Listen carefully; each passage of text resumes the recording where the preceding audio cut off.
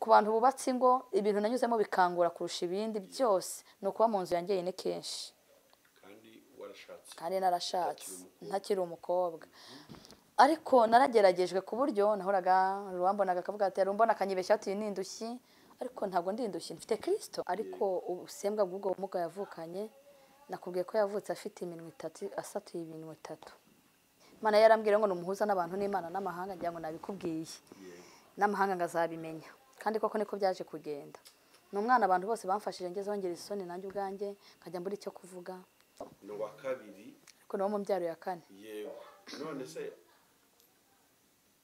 ibyo Kristo yavutse ryari yavutse 2015 aha dukomeze kuva 2015 nyine niho naje neza kwinjira mu ishuri ry'urugo Imana irambwira ngo ngiye kukwigisha uko urugo rwubaka irambwira kandi uzarwana igitwari uzarwana intambara bucece bonaho kwibutsa abantu bose ko ibintu byose atari ko babivuga hari n'ibyo uceceka ibintu byose siko babivuga hari n'ibyo uceceka kandi nibutsa n'abantu ko abantu bafite ibikomere bafite intimba mbizeza neza ko Imana namenye bakomere nabo izababa hafi Imana rero yabaye nanjye nagize ibikomere byinshi ngira intimba nyinshi n'agahinda kenshi yego cy'umwana turaza wenda kurukumba iyo dukora ikiganiro nk'iki cyane cyane kigaruka ku muryango abari kugira ngo abantu bigire kuri experience y'Imana yakoresheje n'iby'Imana yanyujijemo ko hari umuntu uri kureba kino kiganiro wenda ari mu rugo rwa muhanze yumva yanarisohoka yumva yanagenda twagarura niyo mpamvu nifuza ko aho ngaho ba specific cyane urugo icyo gihe nayahe masomo wari kwigishwa n'Imana ndi muri urwo rugo amasomo Imana ashaka kunyigisha yarambwiye ngo uba mu nzu ya wenyine akaba umufasha umutwaye batari kumwe cyangwa se akaba ari umugabo wa mu nzu ya wenyine umufasha batari kumwe iyo mpageze ndavuga ngo umuntu wese niwe wiha agaciro umuntu niwe wiha agaciro kandi Kristo akabimufashamo ubuzima bwo kuba wenyine kandi warashatse birumvikana ko ari ubuzima bubangamye cyane ubumazemo nk'igihe kingana ute yewe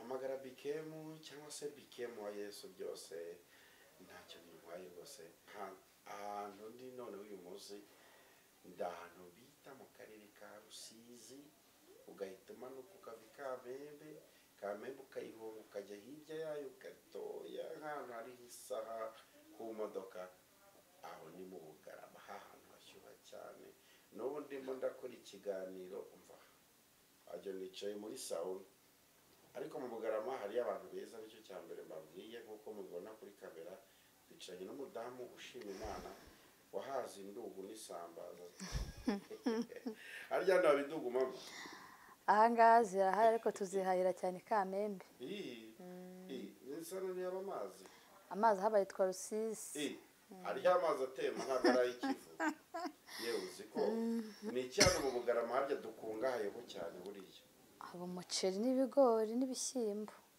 yego nibutse ko bahinga umuceri kereza ukuntu nibagira ibi bintu kandi mvuka ibushi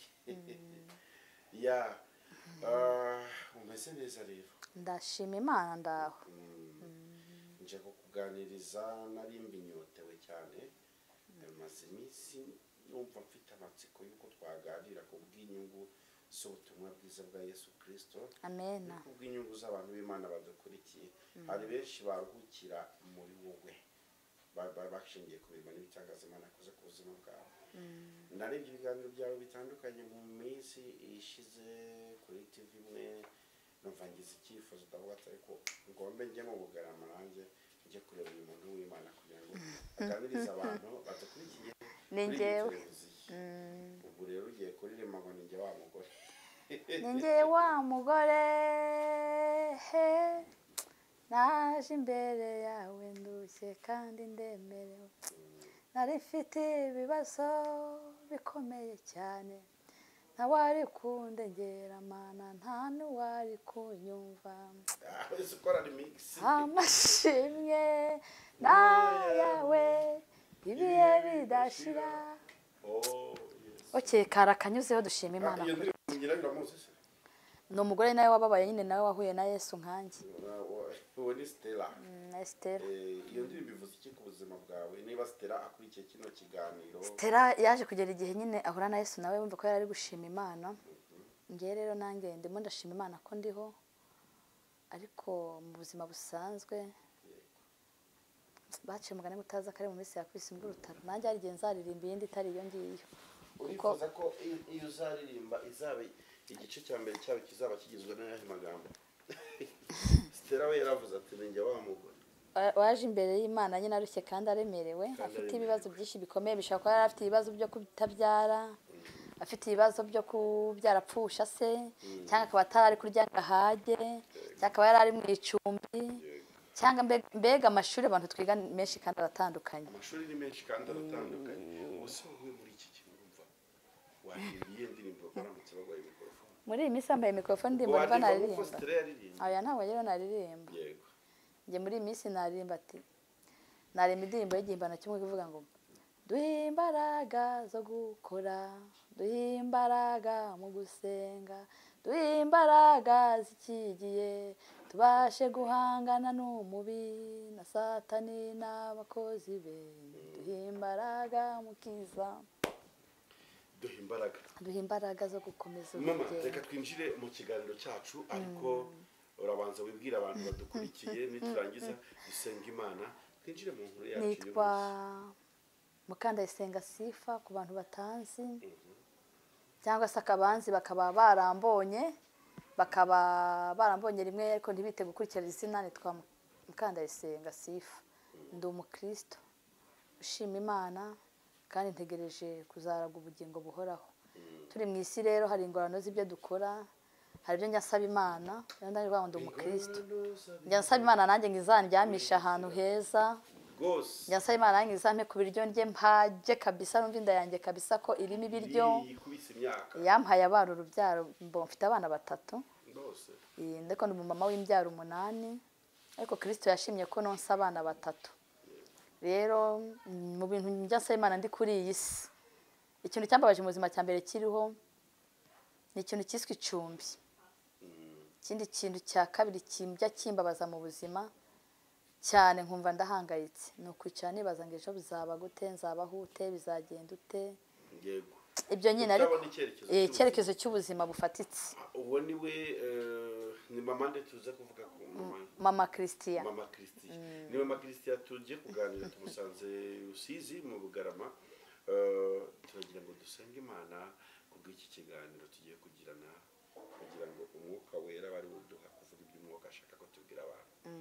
Data twese uri mu ijuru, Mana nziza muri isi n'ijuru, uri Imana itandukanye n'abantu nk'uko muri byabivuze, uri Alpha ndetse ukaba na Omega. Iyo uvuze yego nta muntu uvuga we. Aka kanya tuje imbere y'ubwiza bwawe, tuje imbere y'amaso yawe duciye bugufi, udukureho umwanda n'umugozi wadutandukanya nawe.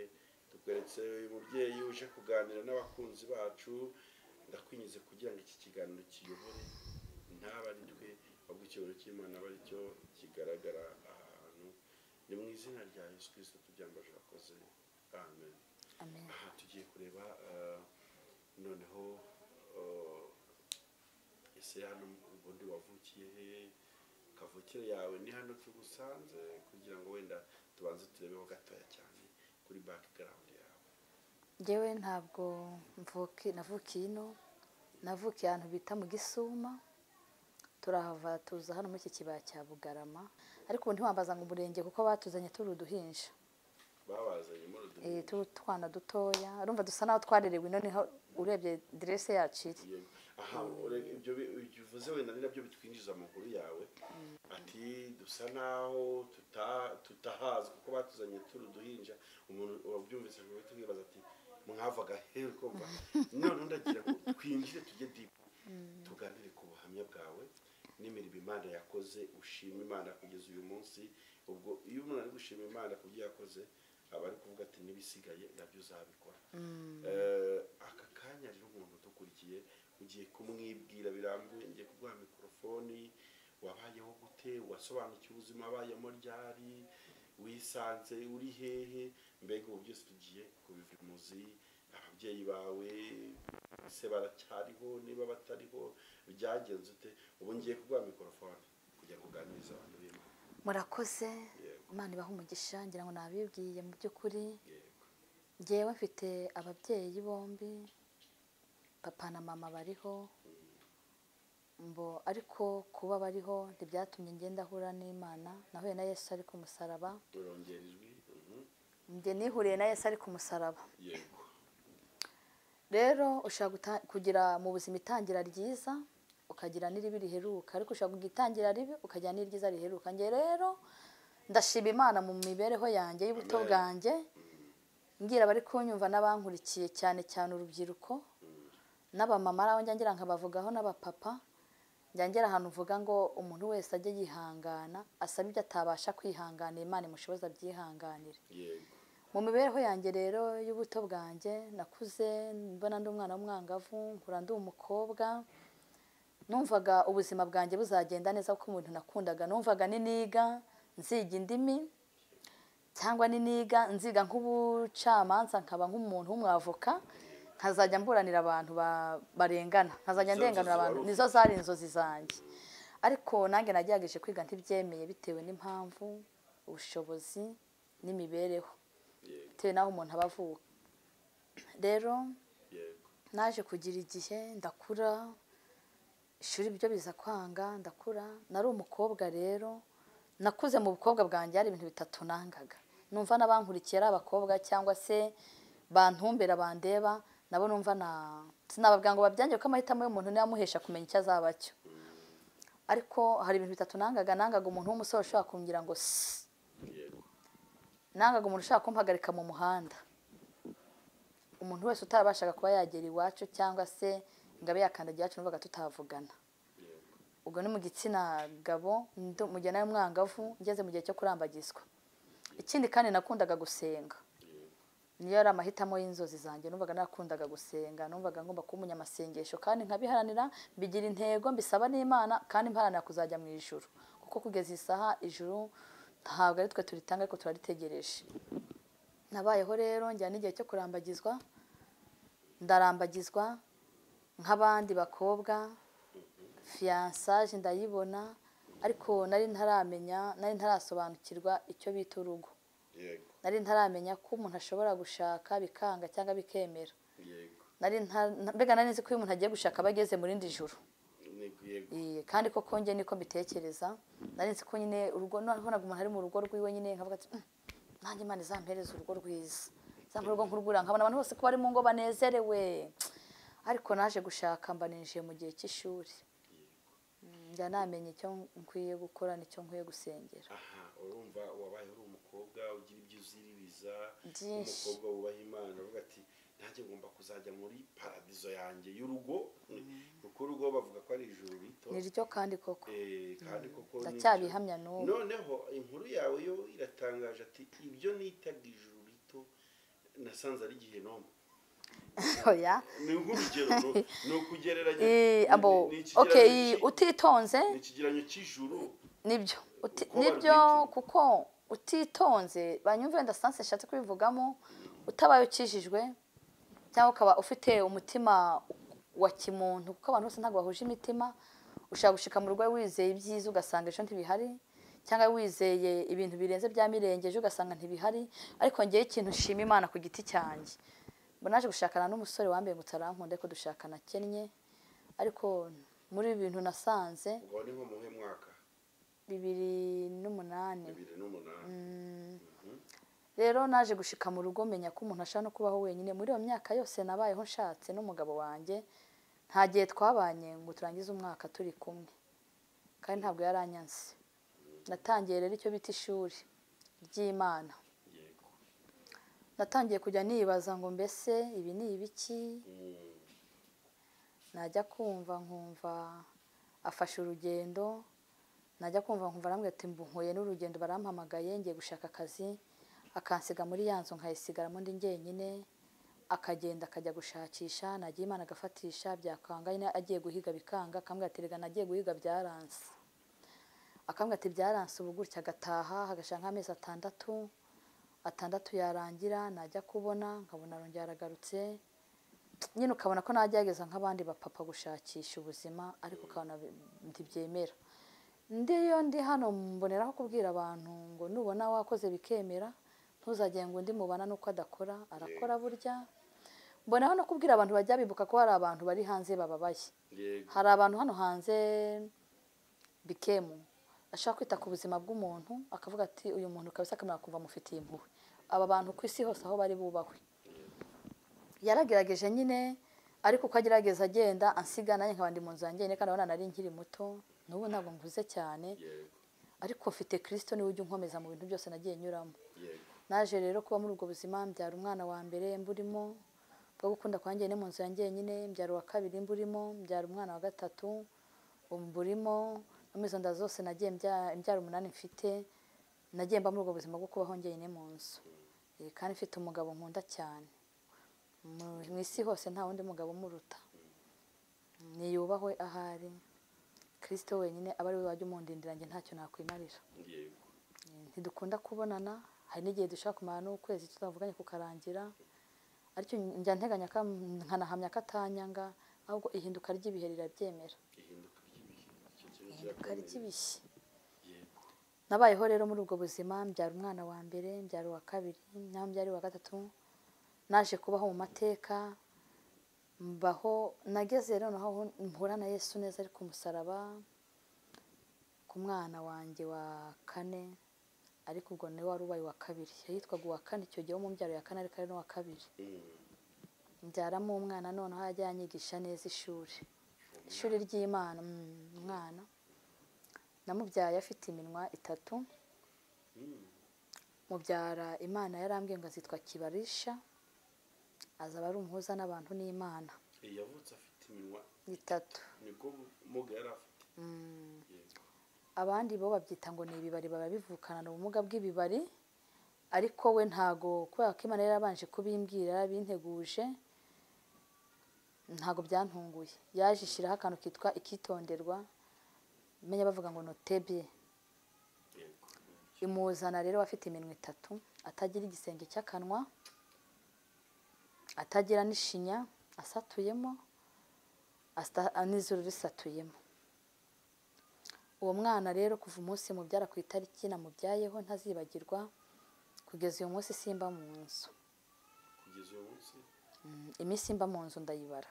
Mu nzu yawe aho ncumbitse ngenda cumbitse aho ncumbitse ariko nabanyirizo hari aho njya gucumbika bakarambirwa nyine akambwira ati kutuko ntahora mu nzu igihe kimwe na kimwe ko hari igihe ntabishyura. Yongeze aho ndavuga ngo abantu babacumbitse bajye bihangana nanjye ndiho. Uwo mwana yanyigishije ishuri rikomeye rero nabanyirizo igihe kikagera bakanyima bakambwira ati rero tukone inzu reka bagasubamo ibintu byanjye bakanyima icumbi bakambwira ati ntitukwanza ariko kwa kuba mu bitaro ibintu turabibikije nuza tuzabiguha. Mba muri ubwo buzima n'uwo mwana mba mu bitaro naramurwaje ku bitaro byose by'u Rwanda byinshi ndabizi. Bitaro byinshi ndabizi abadokiteri benshi bashoboka mu Rwanda bageze ku mwana wanjye aho bari abaganga bubahwe abadokiteri bubahwe mba numvaga n'abandi bitwa aba specialist bose bamugezeho mwese mwubahwe. Abantu bagira umutima w'urukundo wo gufasha abantu utarobanuye ku butoni namwe mwubahwe. Ntago mvugiye ibintu uko ndi imbere ya kamera kuko njye nabonye Imana. Abantu bundi bajya bavuga Imana ukwishi ariko Imana ni imwe. Imana ni imwe ntabwo ihinduka. Imana yitwa Imana mu by'ukuri. Nge rero Imana nabonye umva buryo nayibonyemo muri ubwo buryo nabonyemo Imana sinzi uburyo ndya uburyo naryaga n'uburyo nari mbayeho. Igihe cyarageze Imana insaba ko nabaho nk'ikigoryi. Nimujye mwemera ko Imana ivuga nge narayibonye.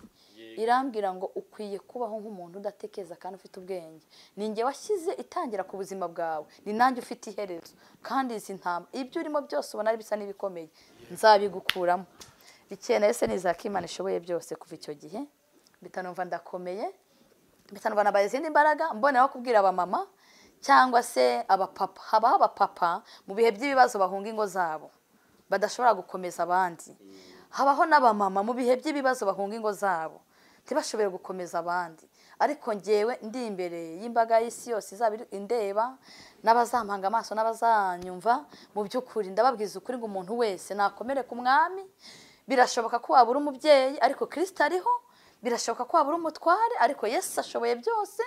birashoboka ko wabura umufasha wawe. Yesu arabishoboye, biranashoboka ko mwaba mutari no kumwe ku mpamvu runaka, ahari bitaguturutseho, atari ku mpamvu z'imiryango, ariko Imana ikemera ko bishoboka ko mwaba mutari kumwe.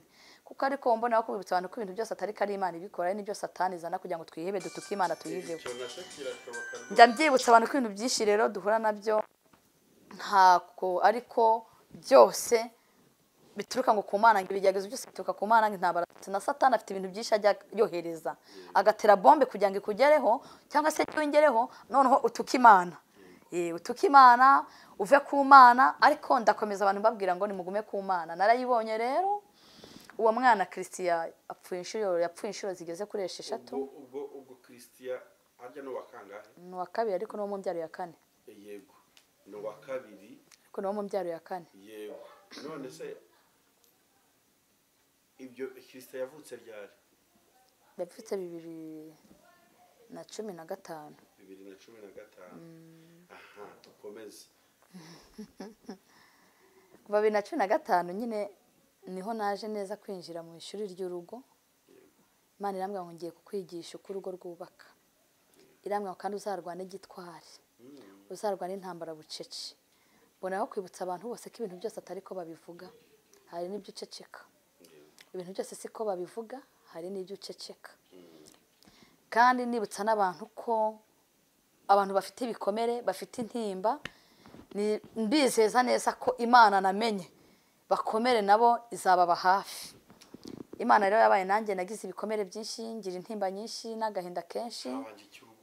Yego, cy'umwana turaza wenda kurukumba iyo dukora ikiganiro nk'iki cyane cyane kigaruka ku muryango, abari kugira ngo abantu bigire kuri experience y'Imana yanyujijemo. Kwa umuntu uri kureba kino kiganiro wenda ari mu rugo rwa muhanze, yumva yanarisohoka, yumva yanagenda.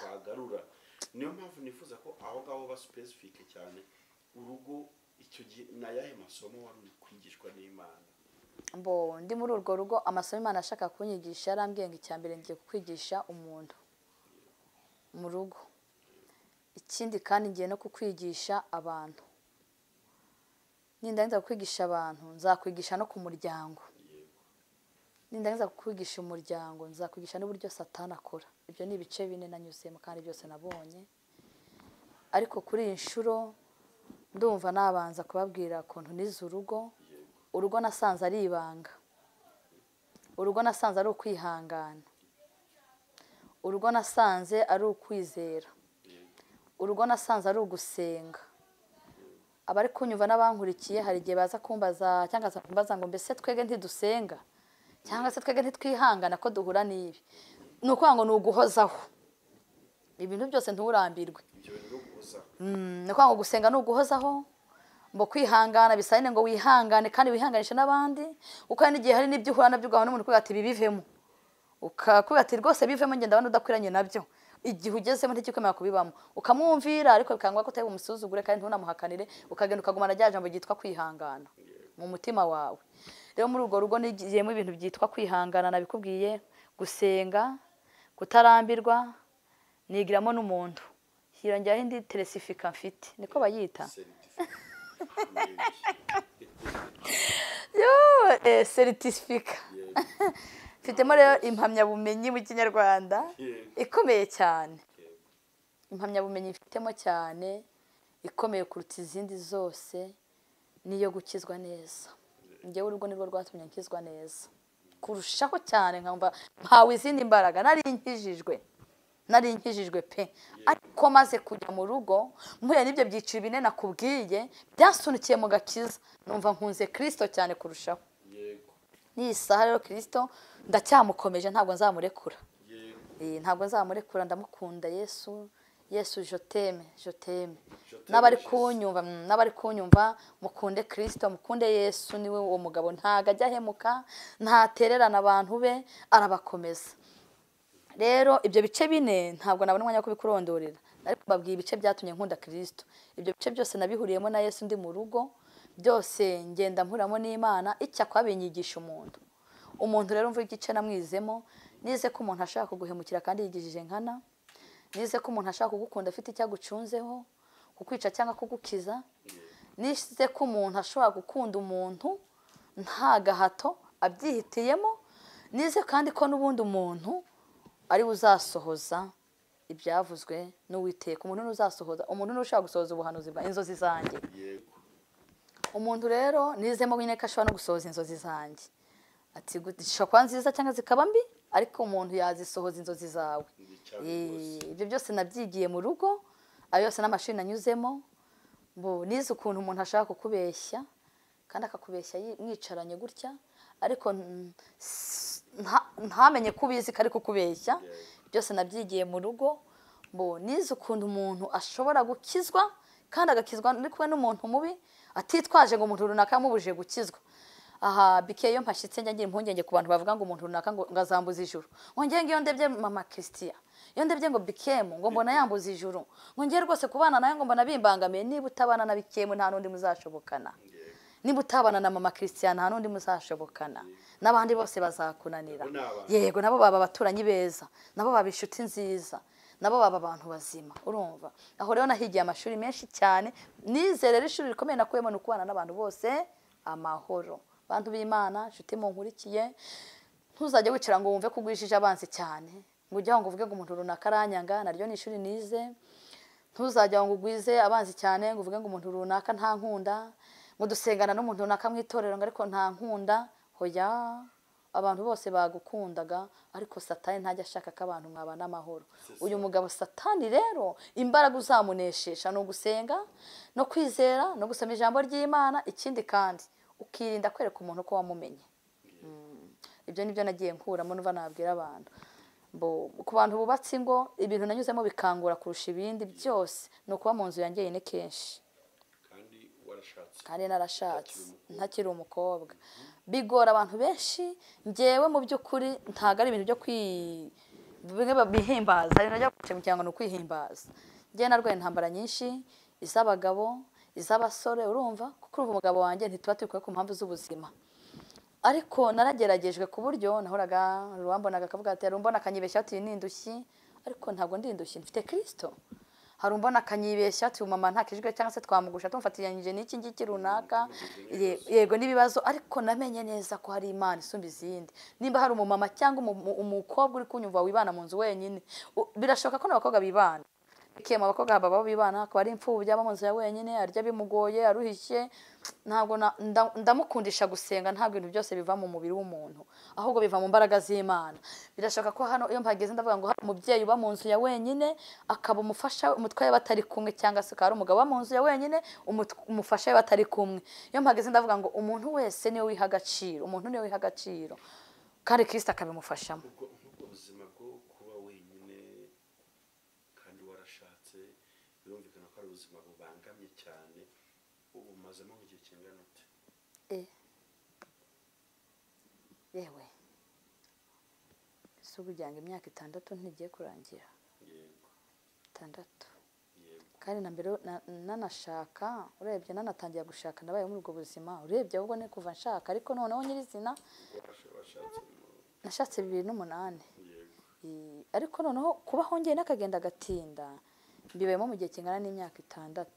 Kandi mu by'ukuri mba mbona nagiye gushakisha ariko ntibyemere. Ngira umugabo mwiza nkunda, niyo ndyamye ndabivuga ko ari mwiza. Niyo gusenga ngiye gusenga ndamusengera nkavuga ati Mana umugabo wanjye waramumpaye ni mwiza, uzajya umurengera ahari. Boye nige bankunga ko ntamenya amakuru yiwe bitewe na rezo, ariko mu ijuru bakayambwira, ngahita mfaka nkabwira Imana ati rero murebe yagiye gushakisha ubuzima bwo gutunga abana, ujye umuhumugisha kandi umurinde. Hano hanze hari abagore basamiye kumira abagabo. Hano hari abagore basamiye kumira abagabo. Abankurikiye n'abanyumva, mujye musengera abatware bahura n'intambara nyinshi cyane. Hariho abadamu rwose ashinzwe gukaraba akisiga, akajya gucungana. Hari abagabo hano hanze badakijijwe bagiye batuma banduza n'abandi bagabo. Bakumva ko abagabo bose ari uko umudamu akakaraba akisiga ategereje umugabo runaka wagiye kudeyadera abana biwe ambo kugira ngo bamugaburire. Bariho rero. Iyo ngeze muri iryo yishurirwa nkabibona, bita mfukama imbere y'igitanda cyane nkabwira Imana ati Mana wa mugabo wanjye wampaye ko tuzabana karamata, umundindire nge nta kintu nakwimarira. Bikene ubwo buzima rero nabayemo nibwo bwankomeje. Abantu basabwe gusengera abo bashakanye. basabwe gusengera abo bashakanye ndetse nta nubwo bigomba kuvuga ngo kuko niba mwarashakanye uri umubiri we nawe ni umubiri mwabaye umwe burya ahubwo ni n'itegeko ni kondisiyo umuntu aba agomba gusengera umutware uwo washakanye nawe yaba umugore yaba umupapa uko yaba ari kose mu buzima bwawe niwe Imana yashimye kuguhereza ngo umugirireho umumaro nawe akugirireho uwundi muzashitsanye mu gihugu cyo mu ijuru. Iri juru rero wumva abantu bavuga bahirimbanira riragoye kuribona, bizasaba kuba uri intwari kandi kuba uri intwari ya Kristo kuko intwari ni nyinshi. Hari ikibazo nagize iyo tuganira gutya tugomba kuganira mu buryo budashyira abantu mu rujijo. Hari umuntu ushobora gukurikira ikiganiro akavuga ngo maze igihe kingana utya ntabana n'umugabo. Muri icyo gihe haraza kujya mbite n'ugukwamo ko mbanzi ko abantu biteze kumbaza no ibisubizo mba mbifite. Muri icyo gihe imyaka 6 ntago agenda ngahere,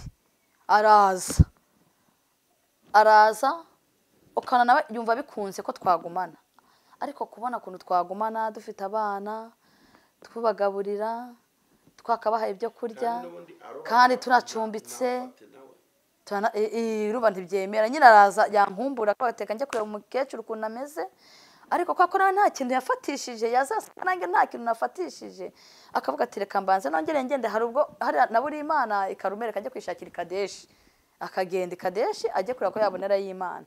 Nyine ni mu buryo nyine ntago ari ukuvuga ngo yaranyanze iyo ndebye mbona ari hahandi abakuru bacyumbwa ngo utaza kari mu minsi uko ni ukuri ko ku mutima. Ahari adukurikiye akakanya iki kiganiro niba ari kukireba wamubwira iki? Ahari nambwa ati mugabo mwiza komera kandi ujye ubangukira kuza guto tureba cyane kuko hano hanze hari ibintu byinshi byasamiye kutumira. Abandi bagabo bafite amaso ariko Mana ubafashe rwose ntibaze bayandebesha. Imana ibahuma amaso. Ibahuma ariko ntibice da.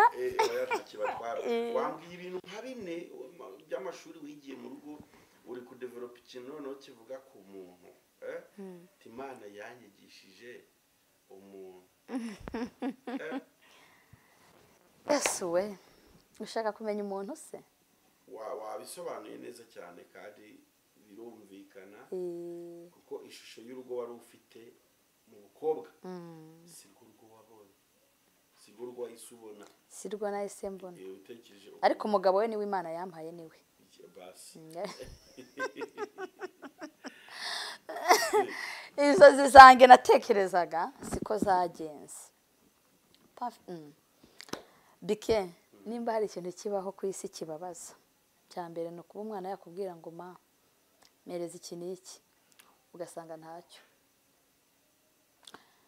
Mbo nyirinzu wamubona wari ugiye nko guhana urugero, nyirinzu ucumbikiyemo wamuntu ugahita ukwepa. Ibyo byose nabinyuzemo. Mbo waba uvuye nko ahantu kwa muganga cyangwa ushitse nko mu rugo ukareba inzu ukabonera kuguhamagara pafi njye mbwira Imana nkanyibwiza ukuri kwanjye kose.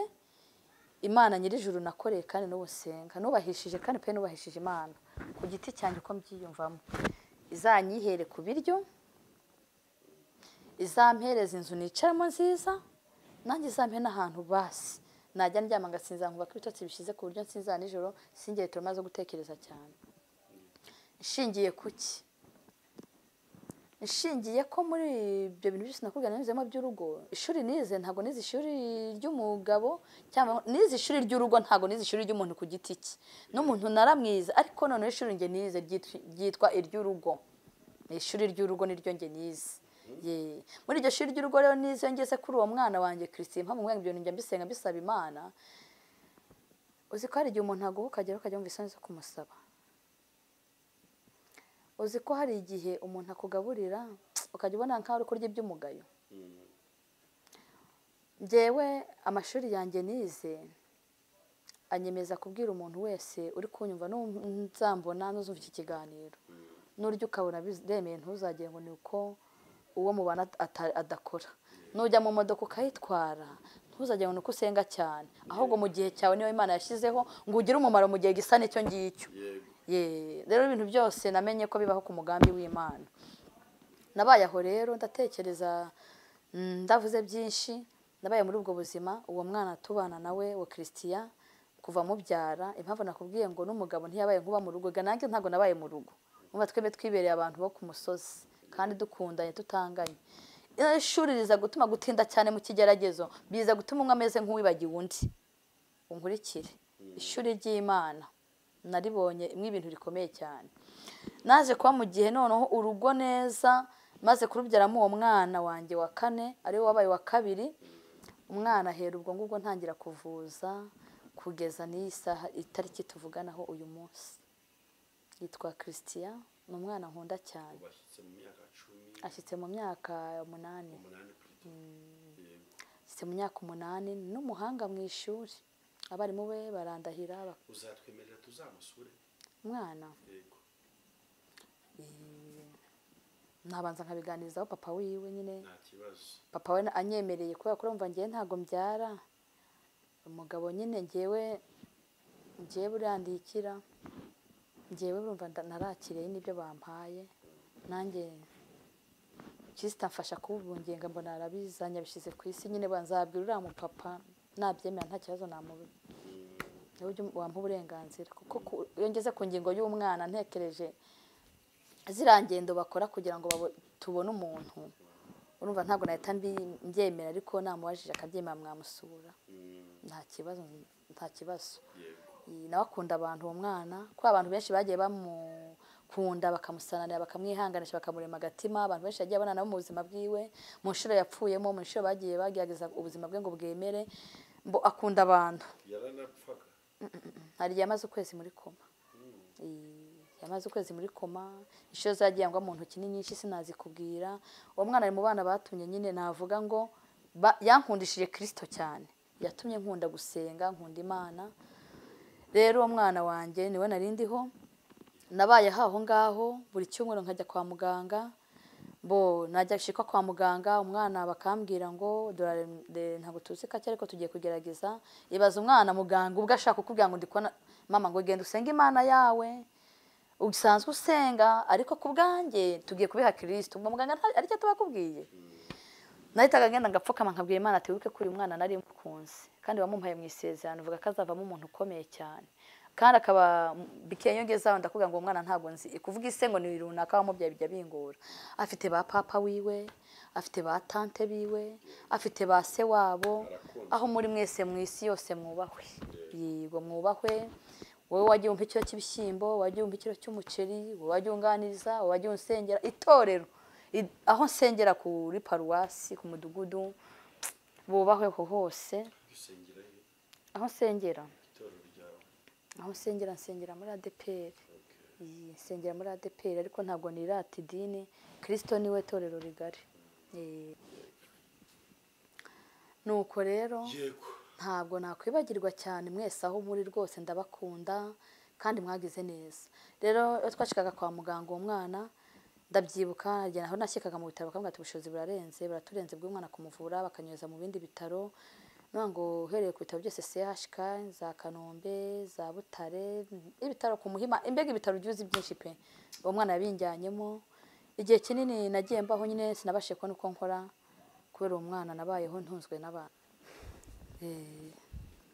ubwo rero naje kugera igihe Imana imera nk'imfashije ibyo kurwaragurika cyane bivaho ariko ubusembwa bw'ubwo bumuga yavukanye nakubwiye ko yavutse afite iminwe 3 asatuye iminwe 3 Imana yarambwira ngo numuhuza n'abantu n'Imana n'amahanga ngira ngo nabikubwiye n'amahanga ngazabimenya kandi koko niko byaje kugenda n'umwana abantu bose bamfashije ngeze hongera isoni nanjye ubwanjye nkajya muri cyo kuvuga inzara yanjye nkajya mu nzu nkiyumanganya nabangiye kuburara nkajya mu nzu Imana izakurinda inzara ya nijoro ngiye inzara yarandiye ya nijoro tusinzira burinda bucyo kanuye kandi ikindi Imana izakurinde kurwaza umwana uri mu nzu ya wenyine ibyo ni ibintu bibiri nkubwiye ukuri tujye tubwiza Imana ukuri rero ikintu cyatumye rero cyane cyane nkomera ku Mana ni ku munsi apfa anguyeho mu ntoki yanguyeho mu biganza amaze kungwaho ngira umutwe ati dore umwana avuyemo umwuka amurebye arambwira ngo Mana we ngo ndabona mu by'ukuri ibi bintu nange ntari bubishobore arambwira ati fata nyine bumfashije mbega ni nkaho yaragize ubwoba nabonye bimudenze aramumpa mu ntaho shira hano gutya mu ntaho nange ngize ubwoba buzi icyo nkora bita ko nirukankira ku mutonya ndamumuhereza aho nahabonye Imana mutonya yarampekeje tujya ku bitaro dushitse ku bitaro dushikira ku bitaro bito tujya ku bitaro bikuru dushitse ku bitaro bikuru turahava uwo mwanya ngiye kubona mpita mbona dushitse ku bitaro twisanga turi mibirizi ku bitaro bikuru naho mbona turahavuye tugeze Butare naho mbona tuje kuhava tugeze ahandi ku bitaro bikuru bindi no ku ntanda yo kujya CHK n'ahandi ariko ubu ndamufite mbonera yashitse gukomeza abantu birashaka ko ufite umwana urujya ubona cyangwa se umuntu ujya ubona atazakira ikiganiro cyacu kiri kuba nderaje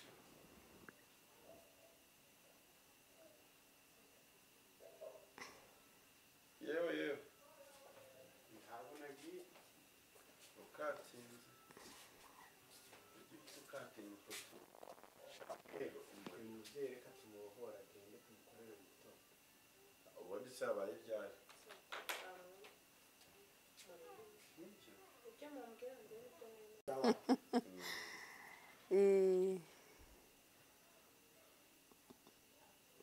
nabayeho rero mu bihe bigoye cyane yego ni ukuvuga ngo ibyo bitaro byose nagiye ngenda mujyanamo byose niko Imana yagendaga ingwiriza imbaraga kandi igenda inanyihanganisha imbwira ngo nzabisohokamo kandi nzabirangiza ariko niba hari ikintu kigoye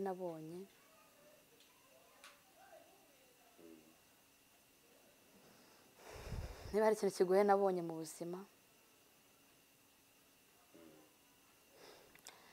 hari igihe ugeramo neza ukabona isi nkaho yakwanse yego cyarageze mbona nka isi yanyase mbona n'urupfu rwaranse mbonye byose byaranze ngira Kristo ati Kristo kuko byose byanse ngiye wanze ko mpfa mubyara wanga ko mpfa ndi umwana narahunze nagiye hanze ishyamba ndarizi ngiye nakubiswe inkoni nyinshi Mana inzara yarandiye urashima uravuga ngo uzabaho umumama ubyara uheke wonse umpereza uyu mwana w'umuhungu rero nageze igihe neza numva ko ubuzima bwanjye bwose mbukuye mu biganza byo kuvuga ngo umutware ngo umuryango mvukamo ngaho nshatse bishyira mu biganza by'Imana kuko ni cyagiye nyine utazapanga ngo uzarya iki uzanywa iki wiberaho gutyo tu nk'umuntu udafite icyamaze ibyo byose rero nabayemo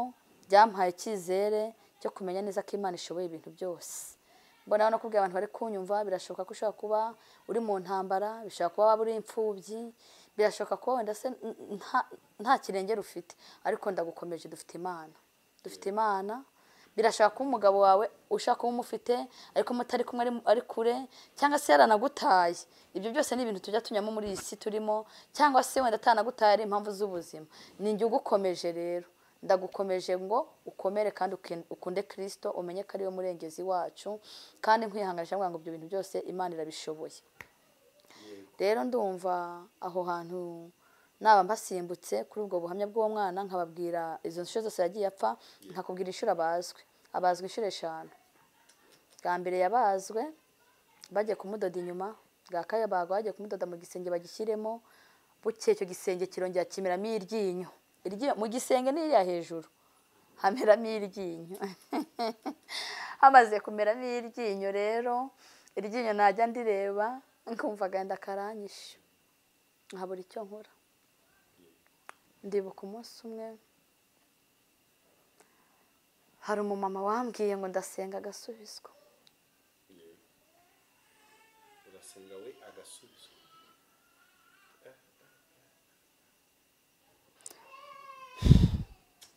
yarambwiye ngo ndasenga agasubizwa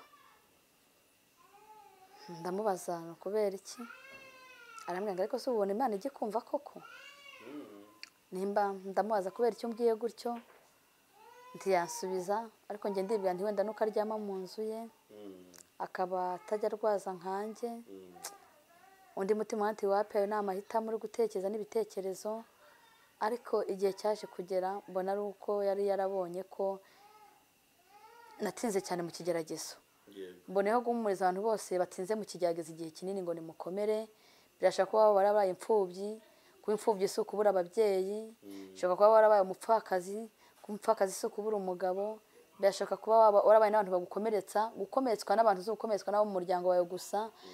Ubu inkomere ziriho ni nyinshi, aho muri mwese mwakomeretse mukomekejwe n'abantu cyangwa se n'ibihe, ndabakomeje ngo dufite Imana isumba izindi, kandi imfubyi ni ukuri nongeye gusoma ngo mwubahwe. Rero wa mwana izo nshuro zose yabazwe zose zamuteye ikibazo cy'ubumuga bukomeye bwo kutumva neza mu matwi, mu gutwi kw'iburyo, no kuba adahumekera mu mazuru, ahumekera mu kanwa. Ariko nizeye ko Imana izamugirira neza, ndabizi izamugirira neza. Ubwo ategereje kubagwa indi nshuro ya 6. Ategereje kubagwa indi nshuro ya 6, ariko banyizeza ko aribwo bwa nyuma kazahita akakira. Kandi nanjye mfite kwizera ko umwana wanjye nzamuzana yarakize. Ntegereje imbabazi z'Imana, nimbona uburyo bwo kujya kumubagisha nzagenda, hamwe n'imbigi bitangaza Imana ikora. Ndabyizeye rero. Imana ifite abantu benshi. Agomba kubagwa. Bwa nyuma bambwira ko nyine bagomba kumufasha kuko ahumekera mu mazuru, mu kanwa, kandi yagombye guhumekera mu mazuru. Urumva ko ngakoresha umwuka mwinshi, amahaha akaruha, bishaka kumutera impamvu y'ubumuga bundi. Ubwo ntabwo bigeze bakubwira byasaba ngahe amafaranga kugira ngo abagwe? Urumva se nabaza ngo azasaba ngahe ntayo mfite? Birashoboka, none se ntufite kwizera? Urebye iyo ngiye nk'i Kanombe hari igihe mva nkoresha nk'ibihumbi 335, 400, ntashyizemo aho naryamye. N'igihe nshika i Kanombe bakampa randevu bakambwira ngo ugenda uzagaruke, ubwo bigasaba ko njya kuryama aha. Navuye i Cyangugu, nasize n'abana, nuko n'ubwo buzima mbayemo. Uhora mu nzira ugenda. Kandi ibyo mvuze ni ukuri, Imana irahari. Hari n'abagabo bo kubihamya. Bibayemo rero, ariko ndashima Imana muri ibyo byose. Ikindi shima Imana gikomeye ni uko mu byose nahuye nabyo nta kintu cyabashije kungusha ngo kinkure mu mwanya wanjye wo gusenga. Ndi umukristo kandi nzahora ndiwe mu bintu byose no mu bihe byose kugeza mpfuye. Hari aho wageze uravuga ubuzima nabayemo, nigeze guhunga njya ishyamba. Hari umuntu wenda dukurikije ushobora guhita akabyibazaho, ugeze uhunga? Eko bikebura ibyo ngibyo byari birimo mu byo turi buvuge. Njye narahunze. Njye nahunganye n'ababyeyi nyine mu ishyamba. Turahunga, ariko ahantu twagiye si tuhazi, gusa twabonye dutaha dushyika amahoro. Twahuriye n'itabu ryinshi rero, twahuye n'amajune menshi cyane ntamenye ko nkubwira. Intambara, amajune, ibihe bibi.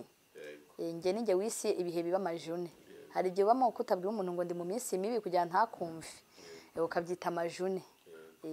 Nimukajye muvuga utuntu twose ndagukopeje. Babyita amajune, iminsi mibi. Ariko bijya birangira, Kristo ashoboye ibintu byose. Twahuriye n'amajune mune mu buhungiro, twarahunze. Ariko Mana, abantu bahunze rwose ntimuzongere guhunga ukundi. Mana iturengere, turashima umutekano w'u Rwanda.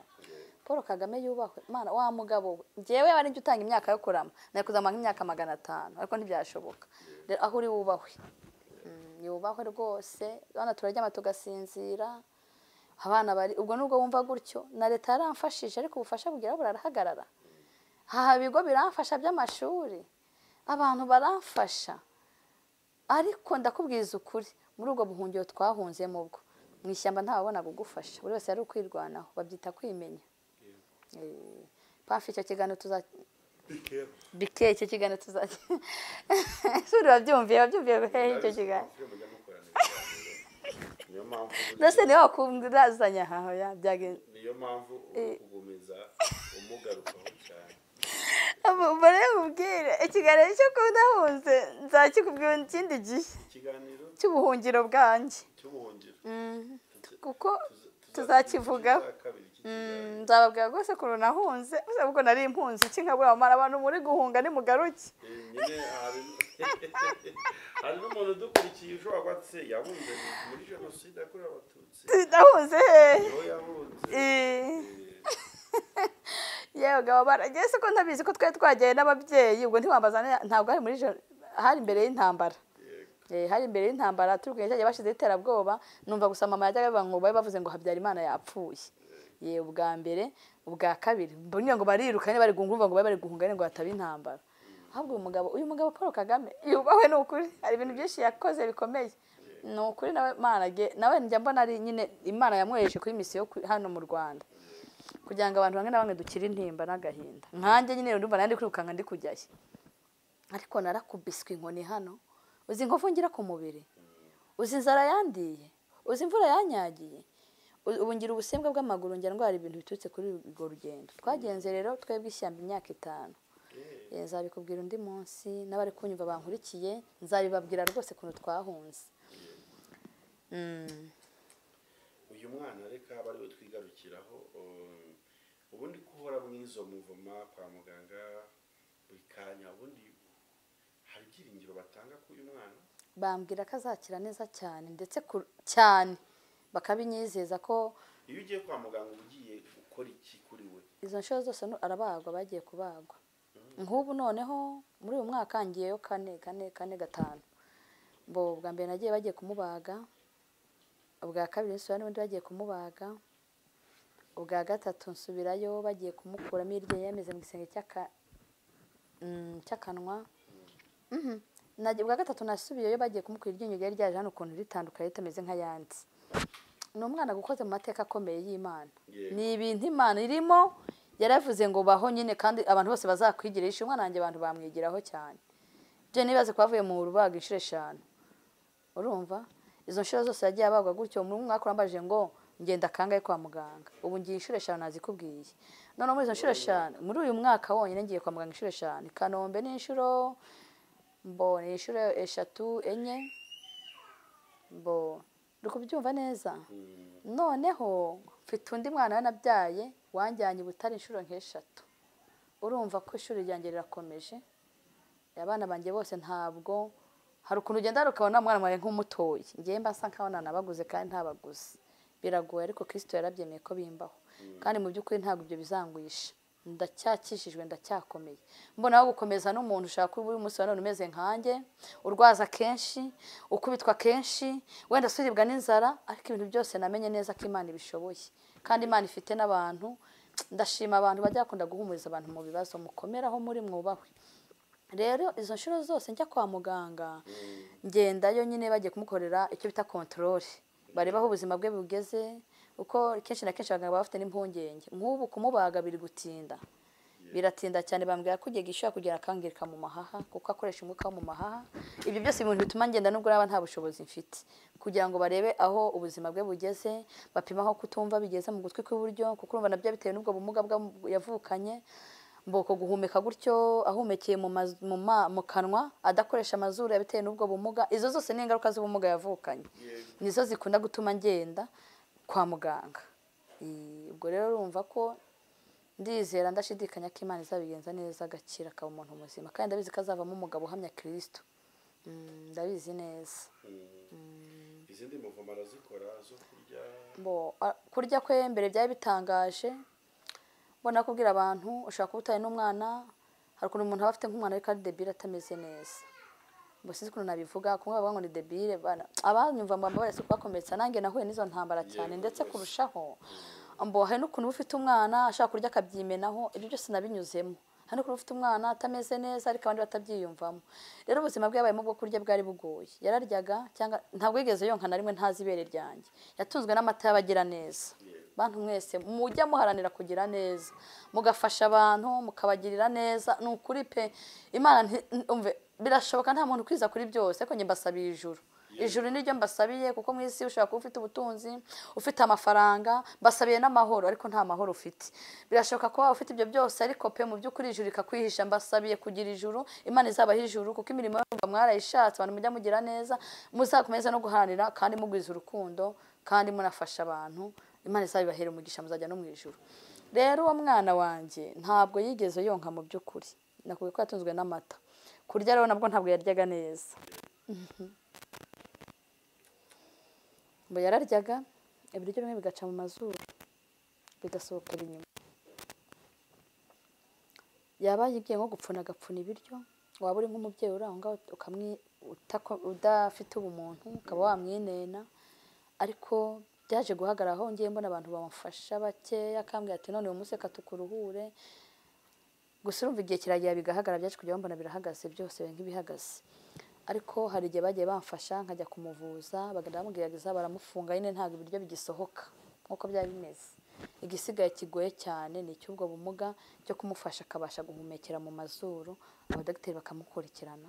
Urumva ni amafaranga. Mbasenga Imana ngo izamfashe babikore bigende neza, kuko umudogiteri wamubaza ubwa nyuma ndamwibuka yambwiye ijambo rikomeye cyane, izina rye sinaryibagirwa, bishaka ko atari ngombwa ko nabivugira imbere ya kamera. Ariko Furaha aho uri hose mu Rwanda uri umuganga wubahwe n'abandi bose mwagiye mukurikirana umwana wanjye, yarambwiye ngo ucungane nawe kuri uyu munwa we. Ninjye muganga ubasha kuba nabamukozeho kujyana n'ubu bibari ndi uwa nyuma, byongeye kuramuka bigize ikibazo byasaba ko uzamujyana mu Buhinde cyangwa ukamujyana hanze mu Rwanda, nta muganga wapfa kumukoraho. Urumva ko inshuro abazwe ni nyinshi kandi mu nkovu. Urumva yarababaye cyane bihagije, kandi nanjye mama we pe narababaye. Ukuntu mu buzima rero bimeze kugeza isa tuvugana, ararya nta kibazo, ariko ibintu bikomeye cyane ntago bikansha k'ibigori, kuko akanjira hano imbere. Babona ko afite icyo cyamenya asumbana ukuntu atameze neza hano imbere y'ameza ari menshi ukuntu bikese namenye ko mbikubwira. Ni ishuri ntabwo namenye ko mbikubwira, ariko ndabizi ko ngewe Kristo azarinsohoramo vuba, nzatsinda kandi nzatsinda. Kristo azanyambika ikamba, azambika abandi banesheje, ababyeyi banesheje. Namwe ababyeyi mbifuje kuzaryambara, kandi mugume kwihangana ibibagerageza. Ubwo rero ni ukuvuga ngo uwo mwana kuri iyi nshuro ategereje nyine kubagwa. Ndamutse nimbona ubushobozi nzamujyana kumuvuza nta kibazo, kandi zakazavamo umuntu ukomeye. Hari abantu ubu ngubu Imana wenda yateguye mu buzima bwanjye, Imana ishobora gukoresha umwana wanjye nkamuvuza. Ndabyizeye, nizeye ko Imana ishoboye ibintu byose.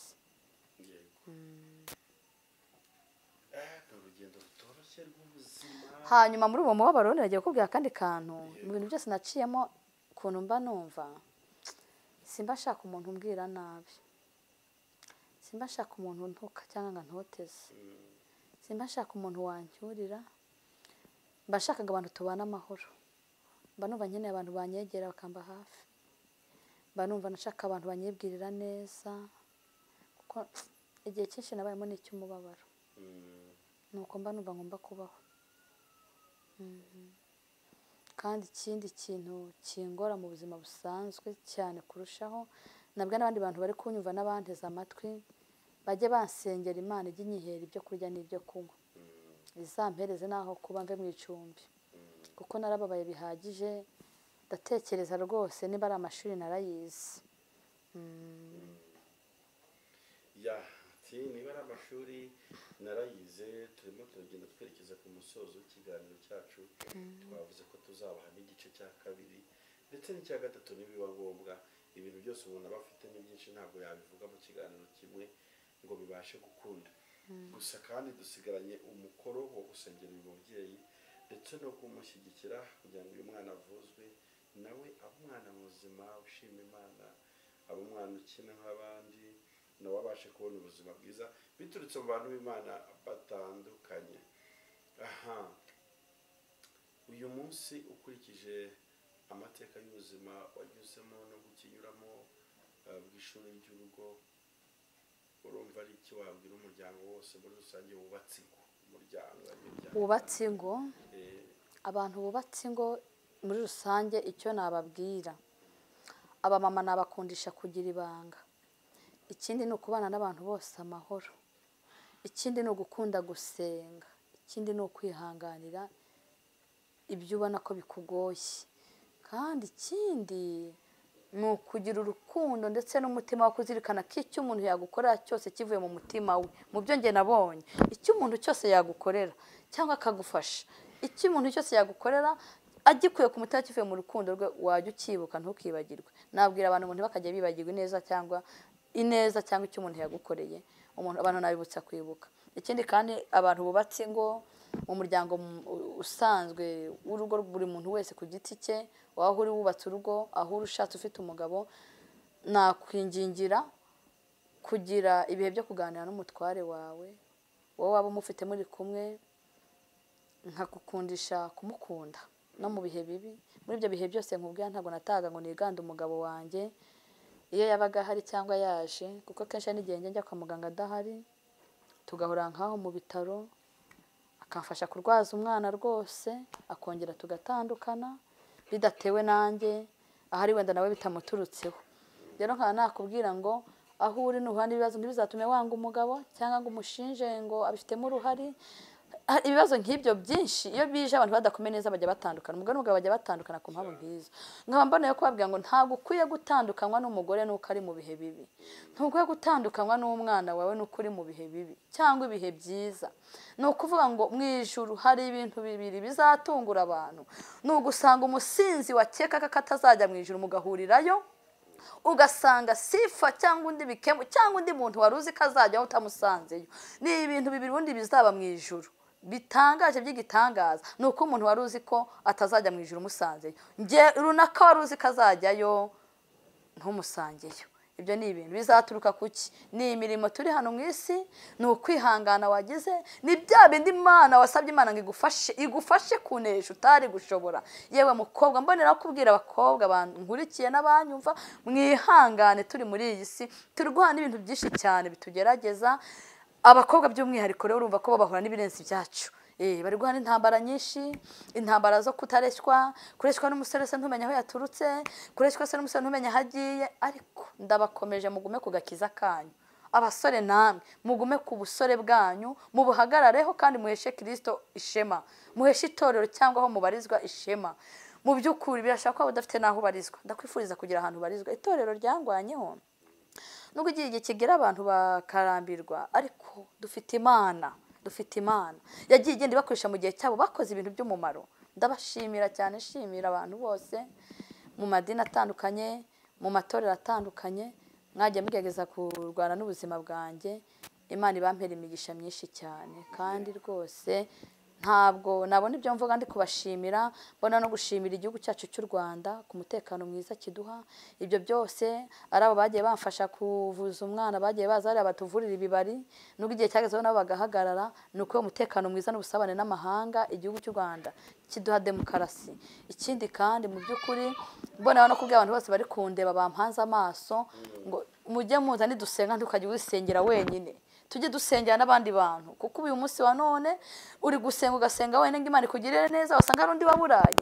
Birashaka ko n'abana narahuye n'ibi bibazo by'izi ntambara, hari undi kubwiye ko mu mwanya abantu bababaye mfite mu mwanya wa kabiri. Impamvu ntihaye uwa mbere urabizi, nuko hari abantu babyara bapfusha ubundi badafite n'umwe. Abo mwubahwaho muri mwese, mwihangane, Kristo niwe womora.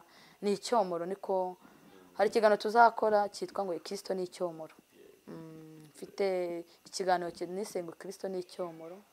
Kandi mu by'ukuri mbabwira abamama, niba nta muntu ufite ukubwira ngo uri mwiza ujye wibwira kuri mwiza. Abapapa, niba nta muntu ufite ukubwira kuri umugabo mwiza ujye wibwira kuri umugabo mwiza. Niba nta muntu ufite ugutetesha abamama ujye wibwira ngo ndatese kuko mfite Kristo. Rero mu by'ukuri abana b'imfubyi aho muri mwubahwe, niba nta muntu ufite ukubwira kuri ari umubyeyi wawe ujye wumva ko ufite Kristo. Ndabakomeje ku bintu nanyuzemo byose byanyigishije kumenya ko Kristo ashoboye ibintu byose. Ndumva bampanze amaso n'abankukiye narangiza mbashimira, kandi rwose mbabwira ngo mwarakoze. Nshimira Imana aho yadukuye nahigejeje, nizeye ko n'ibindi itarakora byose izabikora. Murakoze. Nizeye ko n'ibindi n'ibisigaye byose izabikora, ndiko no muri bya biririmbye. Urakoze cyane gushimira abantu n'Imana. Nibyo n'ubundi bitwerekeje ku musozo w'ikiganiro cyacu cy'uyu munsi twagiranaga. Hari umuntu rero udukurikiye ushobora kwifuza kuvugana nawe mu buryo butandukanye, ukavuga ati mama ndashaka kumuhamagara, ndashaka kumusura, ndashaka gusengana nawe, ndashaka gufasha uyu mwana kugira ngo turebe ko yavuzwa. Ubwo rero nabo reka tubahe amahirwe, utange nimero zawe kugira ngo uwashaka kukuvugisha nawe abe yabigeraho. Nimero yanjye ni 07 8 74 46 85 2. Nizo nimero zanjye 07 8 74 46 85 2. Urasenga Imana dusoze. Mana Data twese uri mu ijuru, uritangira n'iherezo ku buzima bwacu. Iyo wavuze ntawe kuvuguruza, iyo ukinguye ntawe ukinga, kandi nyakubahwa Imana iyo ukinze ntawe ukingura. Ndagushimiye umwanya mwiza nk'uyu wampaye. O data wa twese uri mu ijuru, ndi umuntu ariko wowe Kristo wabanye nanjye. Mpamvu narindi imbere y'ubwiza bwawe mpamya kugira neza kwawe, mvuga imbaraga n'imirimo nakubonyeho, ndimo nkomeza abantu mbabwiye ko nta bya none nta n'ibizaza byantanya na Yesu, ndimo mbabwira ko nabonye Imana, ndimo mvuga ibitangaza n'imirimo byawe wakoze. Ndagushimira rero ni mama Kristo uri imbere yawe, ariko ntaba ari nge babona, babone Kristo uri muri nge, ntaba ari nge babona imbaraga z'Imana. Ndakwingingira kugira ngo ubwo wamfashije muri iki kiganiro wabanye nanjye, wabafashije Bikemu Mana, ntiwamuretse nange ntiwandetse. Umwami abampanze amaso, abari kundeba bazambona bose baziyumvemo ko ari Kristo uri muri nge. Kandi Mwami Yesu Kristo, nsabiye umugisha buri muntu wese uzumva iki kiganiro akagikunda, nsabiye umugisha buri muntu wese uzumva ibi biganiro akifuza Mwami kubikurikirana, ndetse kandi mbijeje ko nzabagezaho n'ikindi kiganiro, nzababwira uburyo nabonye imirimo y'Imana, nzababwira uburyo nabonye itanga Imana, nzabwira uburyo Imana neza ko yica kandi gakiza.